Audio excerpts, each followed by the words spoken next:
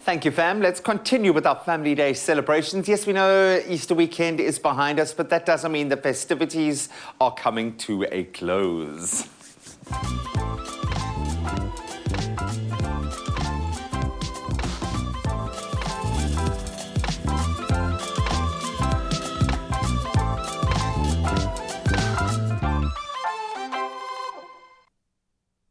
Oven ready, baby. We love a good chicken braai.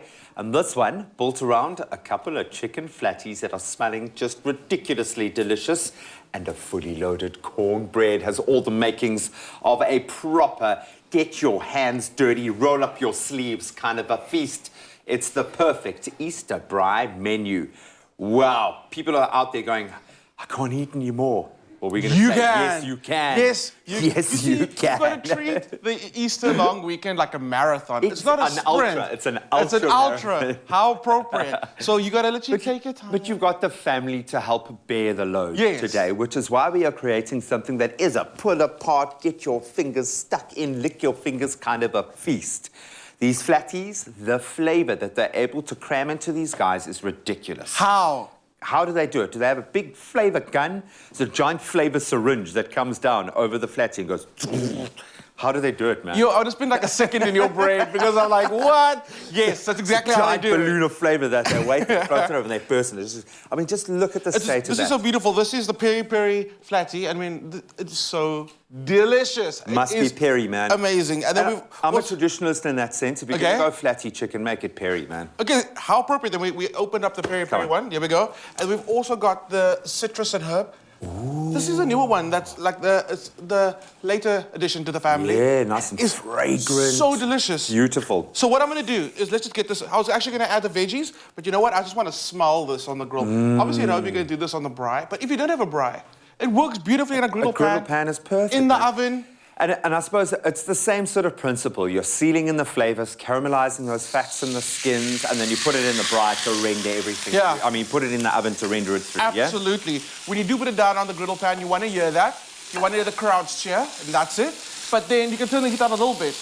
Because chicken is quite dense, so you don't need a very high heat. A nice medium heat is good. So let us do this thing. And how long would you do this part of the process before popping it in the oven? So what I would do is get a bit of color on it, turn it over. So let's just say 5 minutes aside, just to get that nice color. Well, actually, once you turn it over after the 5 minutes, into the oven, and it'll be about 30 minutes. Yeah.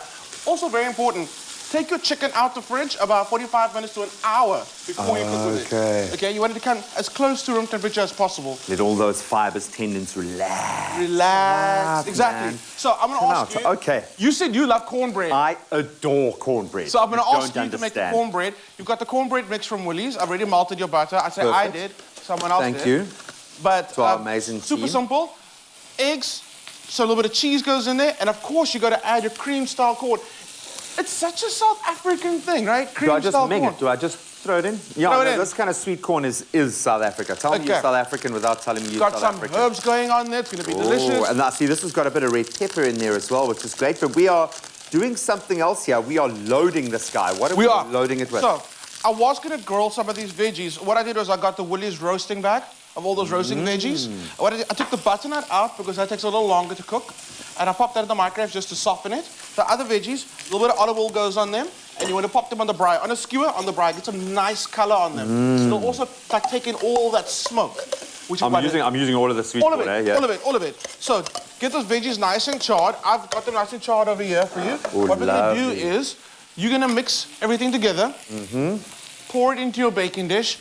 And we're going to add the veggies. Moms, dads, this is a great way to get your kids eating their veggies. Corn and cheese, kids love it. Yeah. And Graham loves it. So this is a good way. Just add the veggies in there and they won't know any better. And this is great because it's nice and tactile. My kids are loving kind of getting stuck in, especially my 2-year-old.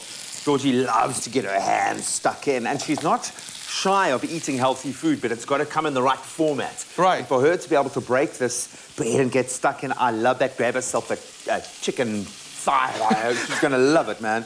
Okay, it sounds like I have a caveman child, but She's learning the joy of eating. And what I like about this, there is, I was joking about breaking bread, but there is something really communal and social Absolutely. about this kind of meal. And I would just have, you have a little plate, you have this in the middle, and people just grab what you like, man. I like what you said, the whole thing about breaking bread is some cultures, they frown upon cutting bread. Yeah. It always has to be torn and broken. I think it's amazing how throughout whatever culture, there's always a bread associated with that culture. What's ours? I mean, we got a few. Vet cook. Vet cook, Maguinia, we got Oma Brood, yeah, sisters, all these type of Braai bread. All these breads, it's amazing. There always seems to be a culture and then a bread associated to it. Okay, chili, because we can.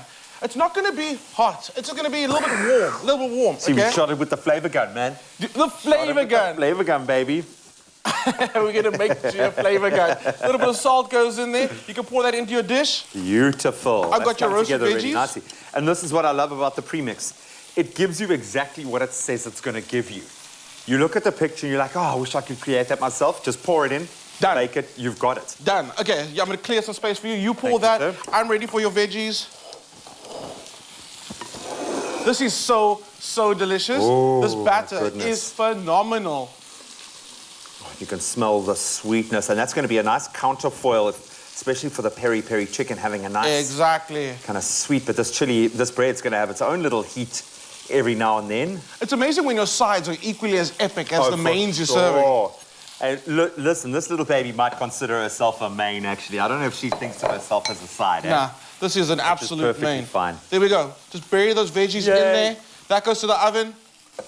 And the timing's also perfect because by the time your chicken's done, your bread's going to be done, everyone's going to be happy. You want to hear a little hack? Yes. Something that we do. Yes. Okay, so we actually take the chicken, no roasting dish. We put it directly on the wire rack in your oven. Okay? Okay. Put the bread underneath it. Oh, drip, drip, drip. Drip, drip, drip. Get out of here. The chicken drips on the cornbread. cornbread. What did I do? You took the flavor gun.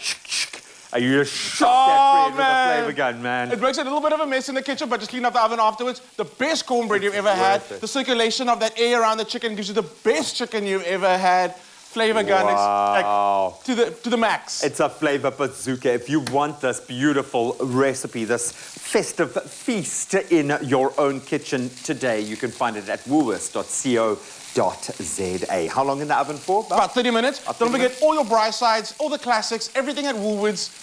One-stop flavor bazooka shop. Boom. Done. Boom. Absolutely love it. Oh, this is amazing, man. It's like someone threw a flavor grenade.